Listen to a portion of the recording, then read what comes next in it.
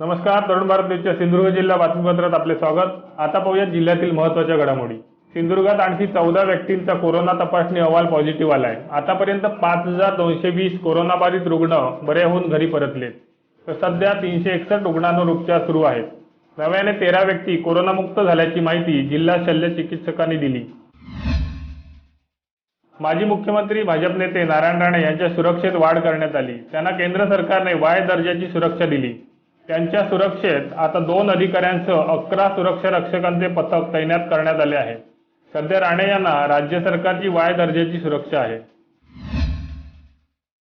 लोकमान्य सोसायटीच्या सावंतवाडी शाखेचा 12वा वर्धापन दिन उत्साहात साजरा करण्यात आला. त्यानिमित्त केक प्रशिक्षण कार्यशाळाही घेण्यात आली. या कार्यशाळेचे उद्घाटन विभागीय व्यवस्थापक आनंद सामंत यांच्या हस्ते झाले. यावेळी शाखाधिकारी शशांक विचारे, महेश तानावडे, मुरारी वालावलकर, प्रशिक्षक सुषमा सामंत, गार्गी वझे उपस्थित होत्या. देवगड तालुक्यातील वाडा पुलावरून खाली फेकलेल्या 31 वर्षीय परप्रांतीय महिलेला वाचविणाऱ्या दोघांचा देवगड पंचायत समितीने सत्कार केला. कणकवली बांदकरवाडी येथील तुकाराम पांगम याने तब्बल 50 फूट उंच पुलावरून महिलेला खाडीच्या पाण्यात फेकले होते. यावेळी स्थानिक लक्ष्मण वाडेकर, पुष्पकांत वाडेकर आणि वासुदेव कोयंडे यांनी जीवाची पर्वा न करता बुडणाऱ्या महिलेचे प्राण वाचविले होते. कुडाळ गांधी चौक येथील नवीन बस स्थानक इमारतीवर दिमाखात नवे घड्याळ झळकले. पूर्वी नगरपंचायत इमारतींवर घड्याळे बसविण्यात येत होती, त्यामुळे इमारतीच्या सौंदर्यात भर पडायची. मात्र नंतरच्या काळात नव्याने बांधण्यात आलेल्या नगरपंचायत इमारतींवर घड्याळे लुप्त झाली. आता कुडाळ मालवणचे आमदार वैभव नाईक यांनी ही संकल्पना पुन्हा आणली. गेल्या 25 वर्षांनंतर प्रथमच जिल्ह्यातील एखाद्या इमारतीवर घड्याळ बसविण्यात आले.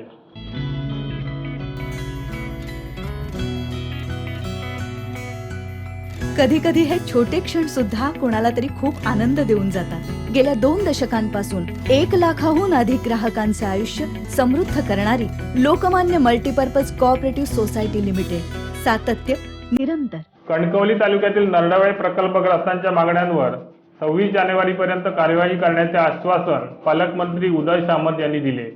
या पाटबंधारे प्रकल्पाचे बंद काम सुरू करण्याच्या अनुषंगाने पालकमंत्र्यांच्या उपस्थितीत मुंबईत बैठक झाली. या प्रकल्पाचे काम सुरू करण्याच्या सूचनाही देण्यात आल्या. मात्र 26 जानेवारीपर्यंत मागण्यांची पूर्तता न झाल्यास 27 पासून काम बंद करण्यात येईल असे आश्वासन पालकमंत्र्यांनी दिल्याचे धरणग्रस्त समितीचे अध्यक्ष सुरेश ढवळ यांनी सांगितले.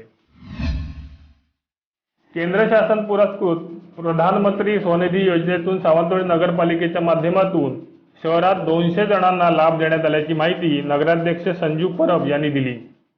पथविक्रेता दिनाचे औचित्य साधून नगरपालिकेच्या लोकमान्य टिळक सभागृहात या योजनेचा कर्ज वितरण कार्यक्रम शनिवारी झाला.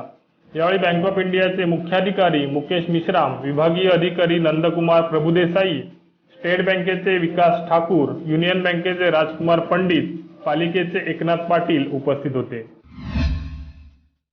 नेरूर येथील ओम शिवकृपा मंडळाच्या वतीने शनिवारी आयोजित रक्तदान शिबिरात 51 रक्तदात्यांनी सहभाग घेतला. संपूर्ण राज्यात रक्ताचा तुटवडा भासत असल्याने सामाजिक बांधिलकी म्हणून मंडळाने इंगेट्राऊट नाईक विद्या प्रतिष्ठानच्या सहकार्याने आणि भुलेश्वर मुंबई येथील गौड सारस्वत ब्राह्मण टेम्पल ट्रस्टच्या सौजन्याने या शिबिराचे आयोजन केले. गांजा विक्री करणाऱ्या 2 व्यक्तींना कुडाळ शहरात रंगेहात पकडून देणाऱ्यांनी आपल्याला धमक्या दिल्या जात असल्याची तक्रार दिली. अवैध व्यवसायाविरोधात आवाज उठविला म्हणून समाजविघातक प्रवृत्तींकडून शिवप्रेमींना अप्रत्यक्षपणे धमक्या येत असल्याचे निवेदन कुडाळ पोलीस निरीक्षक शंकर कोरे यांना देण्यात आले. पोलीस प्रशासनाने अवैध व्यवसायाच्या रॅकेटचे समूळ उच्चाटन करावे अशी मागणीही करण्यात आली. अधिक माहिती आणि ताज्या घडामोडींसाठी पाहत रहा Tarun Bharat news channel. Like करा, सबस्क्राईब करा आणि शेअर करा. आणि विश्वासार्ह बातम्यांसाठी दररोज सकाळी वाचा दैनिक तरुण भारत. शुभरात्री.